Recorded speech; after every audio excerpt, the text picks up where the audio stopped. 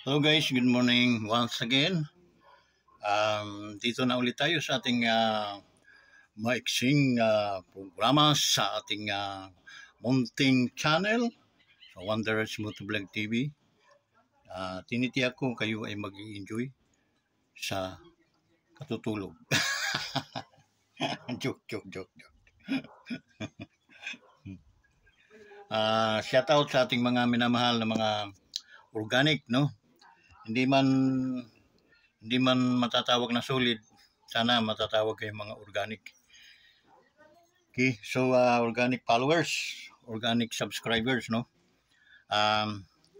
Na masaya ako na maraming nag-likes, no, sa ating huling video, no, na in-upload yung tungkol kitang balos-los, no?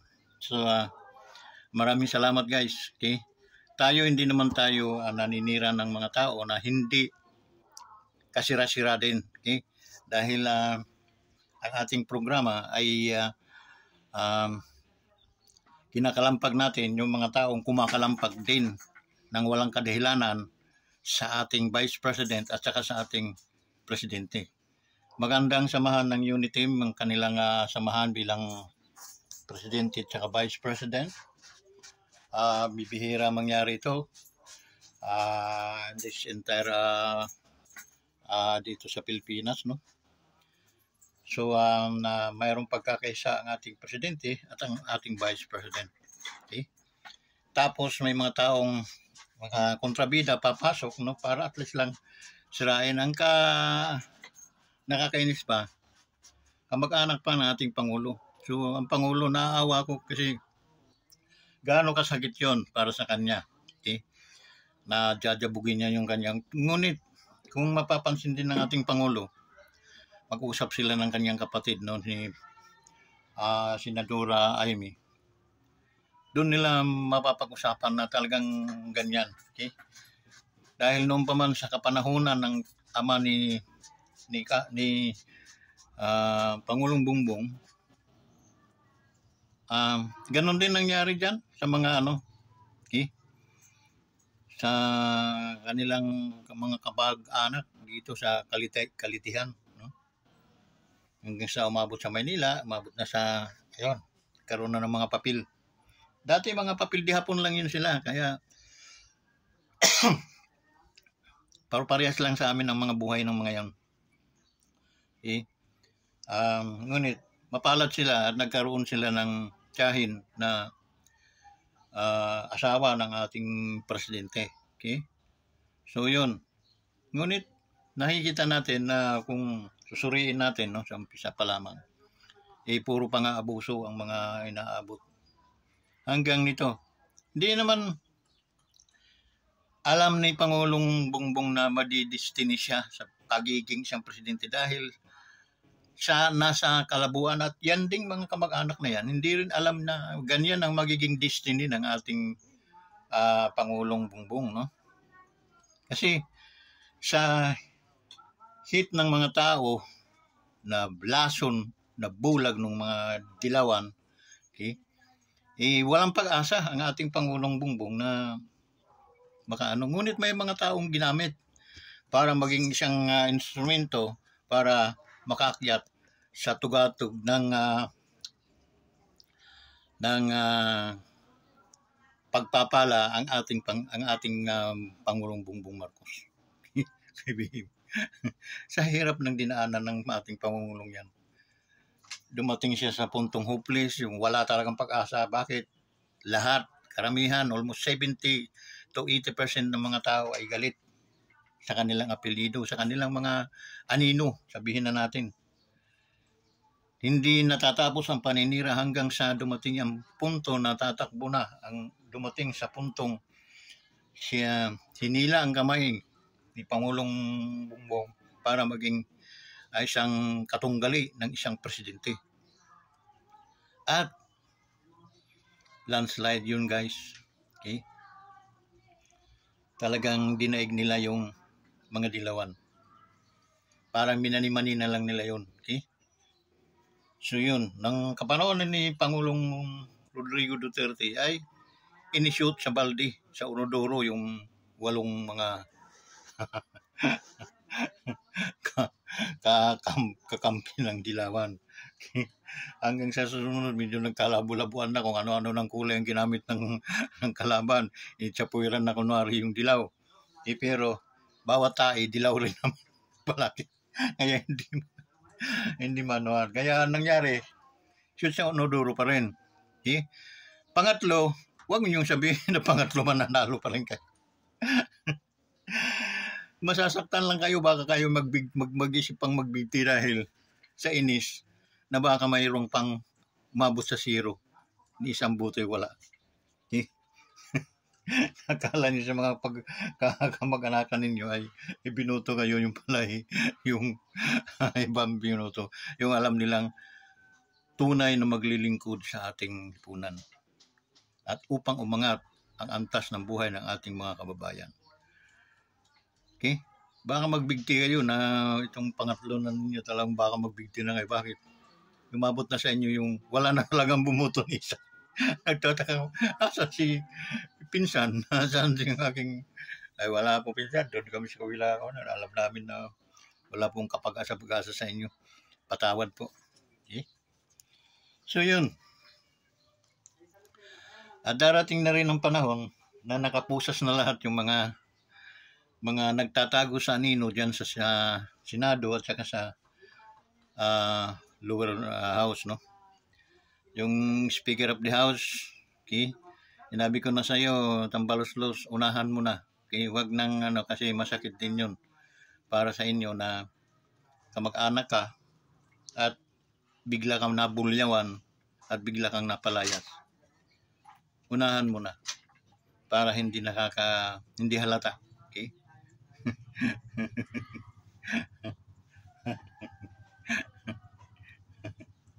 Kasi ang akala nyo, mga tumatay din kayo ng ginto, hindi.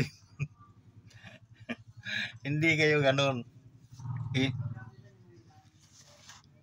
Ang tao nahihiya lang kay Madam dahil si Madam karespeto sa Liti, Samar, sa buong Pilipinas. Hindi po si Madam kumuha ng bagay na ikakamuhi ng mga tao. Nakikita ka ba ng kundi park, mayroong park sa Tacloban, Emilda Park. Park yun Park lang. Pero asawa ng Pangulo yun. Yun ang origin ng pinanggalingan ng mga ginto na yan naka-scattered sa mga Romualdez. And then, hindi pa kayo nakontento. Kung nyo talagang himudin lahat, pati ang dugong natitira sa mga ugat ni Pangulong Bongbong ay gusto nyong sipsipin. Gusto nyong angkinin. Ang dugo ng pamilyang Marcos ay dugong bughaw yan. Tapatan tayo. Huwag yung dudungisan. Romualdez.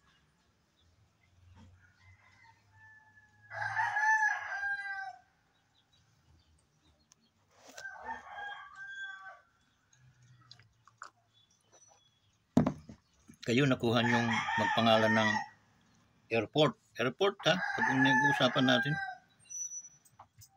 Airport.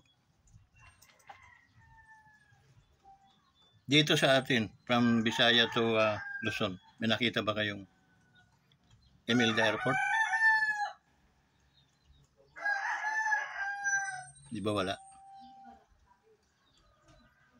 Marunong mahiya kasi ang ating First Lady. Marunong siyang mahiya. Nahawaan siya ng ugaling Marcos dahil yun ang kanyang napangasawa. Imaginin mo, Tacloban City, ginawa ninyong Daniel Romualdez Airport.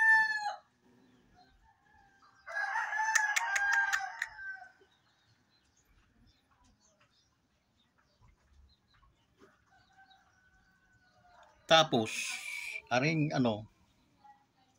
Daming kaming mga mamamayan na ngit-ngit dahil ginawang Ninoy Aquino International Airport.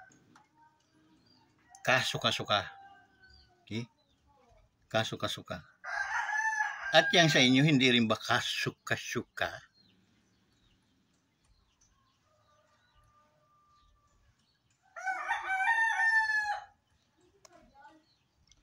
Abuso din tong kina Ninoy, kina Aquino, no? Naging pangulo nga dalawa sa kanilang angkan. Kayo, Romualdez, may naging pangulo na ba siya? Tapos manghihingalan kayo ng airport? Ano ba naman nangyari dyan sa Tacloban na yan? Eh? Alam ko may uupos niyan. Okay? Lalo na't maging international. Guys, balik niyo yan sa Tacloban.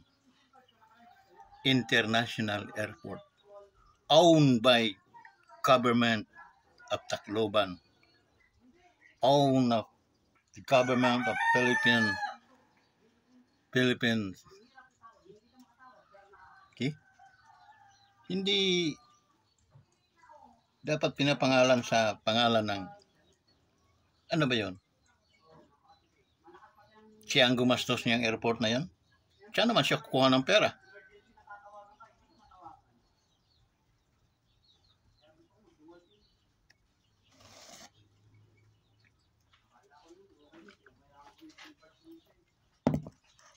Huwag yung antay na kamuhiyang kayo ng mga tao.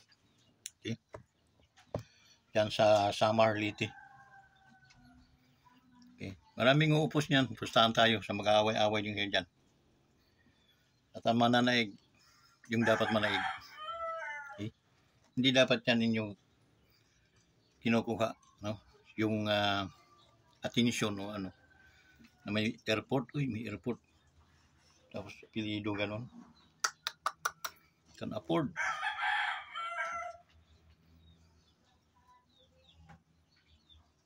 Balik niyo yan sa Tacloban.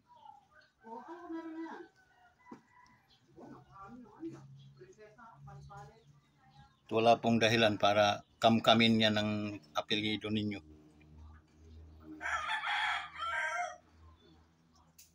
Nung pa ako'y pumunta ng Tacloban, nakita ko agad yun eh. Daming bisis na ako napunta ng Tacloban. Airport. Anong pangalan ng airport? Bakit ganon? Dapat ito yung Tacloban International Airport ito. Kasi magkakaroon ng International Airport Tacloban.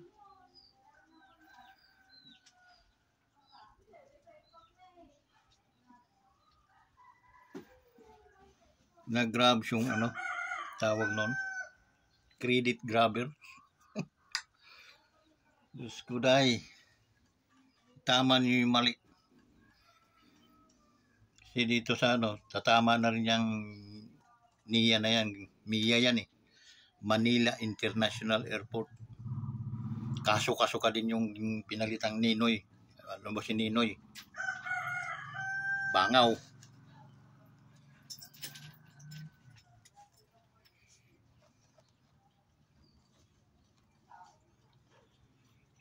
Yan, ibabalik na yung tunay na history ng Pilipinas. Okay? Pinagsisilaban na yung mga lumang mga aklat na i-release nila Cory na pabor palagi doon sa ano, at minasama nila ang Marcos. Okay? Book of History, Guinness Book of Record. Okay? Nag-apology na sila na mali pala yung kanilang nagawa. Okay? Pasalamat kayo na hindi mga ano yung mga anak ni Pangulong Marcos, okay? Ni Lakay, Apo Lakay. Hindi mga ano sa pera, gulat. Kasi pamumultahin ko ako ang mga anak, isa sa mga anak ni Lakay, mamultahin ko kayo. Kasiraan na ginawa niyo sa aming apelyido. For how many decade na siniraan ninyo, yung greatest step, and then sasabihin lang nyo wala palang ebidensya.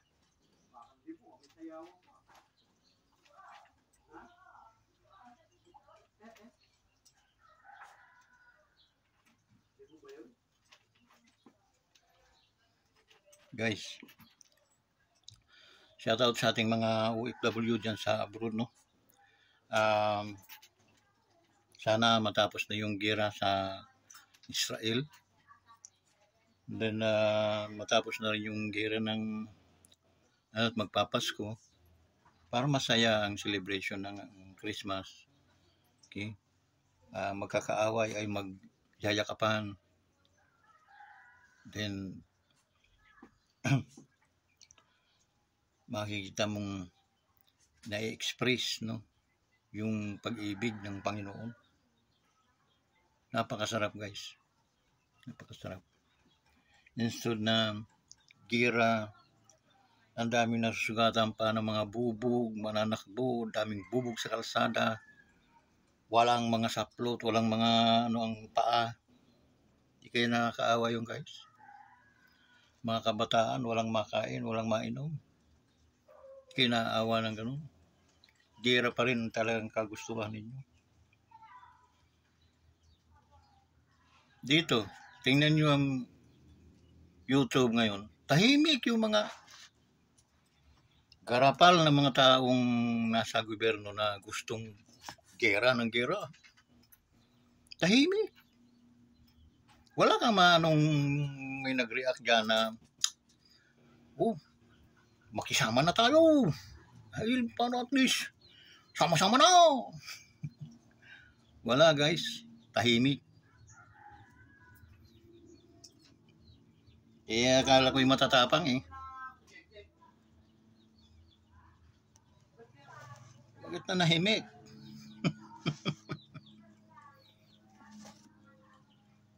Si Boy Tapang.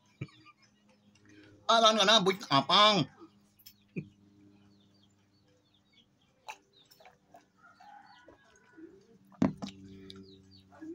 Talo ka pa ni Tambaluslos. Si Tambaluslos nagkikipag-gira na. Gira sa gobyerno. Ang presidente ay kanyang pinsan. Tapos, papaboran niya yung mga makakaliwa na supporter ng makakaliwa. Asan ang utak, no? So, paano ni paglalatiguhin ko isa-isang mga para tahimik. Sorry, sir. Okay? Ganon.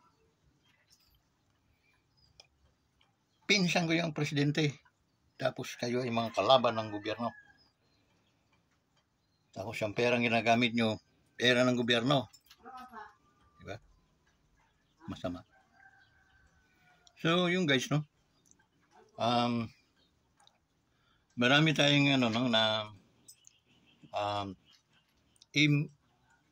mulat natin palagi ating mga mata, no? To secure our president, to secure our vice president. Okay? Bibihira ang mga taong ganyan, guys, na makikita natin sa balat ng Pilipinas. Okay? So, they are, precious sila na dapat lang nating tulungan. Dapat nating bakuran para walang makalapit na masasamang tao. At dapat pakapan natin, guys. Okay? Pangulo, paglingon mo, nandito kami sa likod. Pagtingin mo sa yung mga gilid, andun yung ating ibang kasamahan. So, nothing to worry. Walang dapat ipangamba. Okay? Kaya namin ang sitwasyon. Yun, Pangulo. Saka Vice President. We offer our lives, no? Na maano lang, may continue lang ninyo yung inyong minimiti na kaunlaran dito sa ating bansang Pilipinas. Okay? So, andito po kami palagi para sa inyo. Di po kami magpapabaya.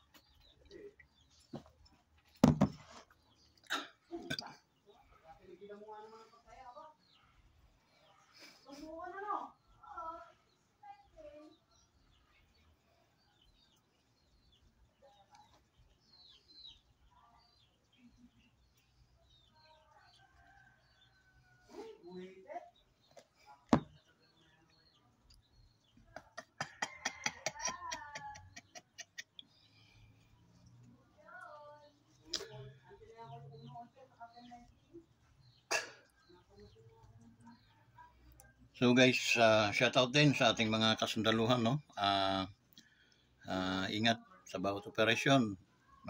Ginagawa ninyo, manalangin palagi sa Panginoon. Okay? Shout out sa inyo lahat, men and women, sa ating mga kasundaluhan, mga pulis, no? Mga army, mga militar, mga Navy, Air Force, no? Lalo Air Force. Shout out. Andito lang palagi ang inyong master. Commander Beans Bilhardi.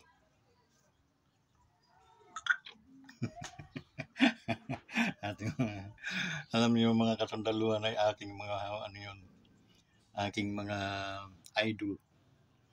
idolo. They are the heroes of our nation. The real heroes yan sila. Because their time I always to protect. Nakaprotect palagi yun sa buhay ng mga Pilipino. Okay? And the entire nation. Okay? They preferred to maintain the peace and order sa ating mga kapulisan. And then, paglalaban nila tayo sa tama. Okay? Pag mali, no way.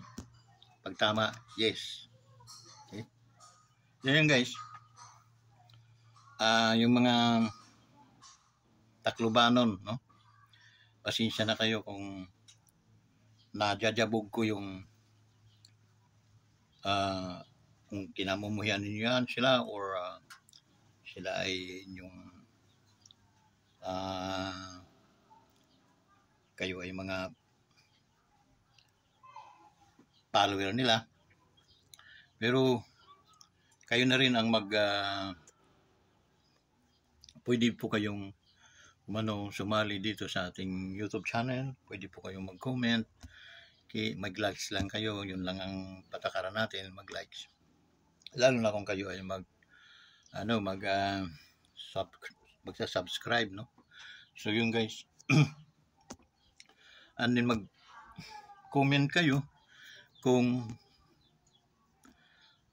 tama ba na gabugin natin itong mga taong itong hindi kumikilos ng tama sa ating bansa. Okay? Ang hirap guys. Alam ko ako, ulitin nyo din ako.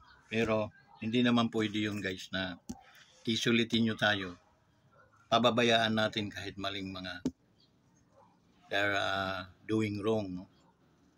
So hindi po ubra sa akin yun. Okay? So yun, mga Taclobanon, mga Waraynon, mga Liti, mga taga-Liti, no? Litihan yun. Okay? Kamo na lang itong mag-comment kamo din hininga channel ko, Wonders Motovlog TV. Pag scroll niyo diyan sa YouTube, makikita niyo to dahil mayroon tayong almost 400 something videos.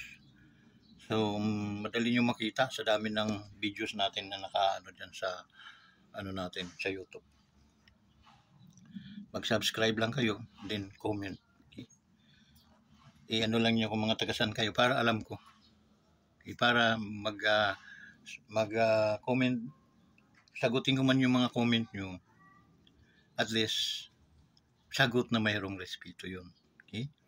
Hindi naman dapat tayo ay mag-away-away nga dahil nga tayo ay isang mga lahi, isang lipi. Ngunit ako, pinaninindigan ko na itong channel ito ng katotohanan. Okay? Pag mayroong mga mali dito, i-correct natin. Okay? So yun. Guys, maraming salamat sa inyong oras at panahon na mag-subscribe lang po kayo, comment below. Okay? Para at least ma-reaksyonan natin palagi yung ating mga bawat pag-uusapan. Okay?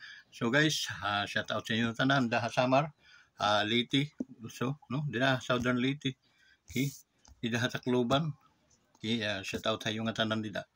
Kaya suwaray naman, Katbalogan hanggang mga Northern Samar, no? Maupay nga udto hayo nga tanan, shout out hayo nga tanan liwat. Okay? So ingat kamo guys. God bless you. Ang pagpapala nawa ng Diyos ay palaging nasa inyo mula ngayon magpakailanman. Okay? Bye-bye guys. Bye-bye.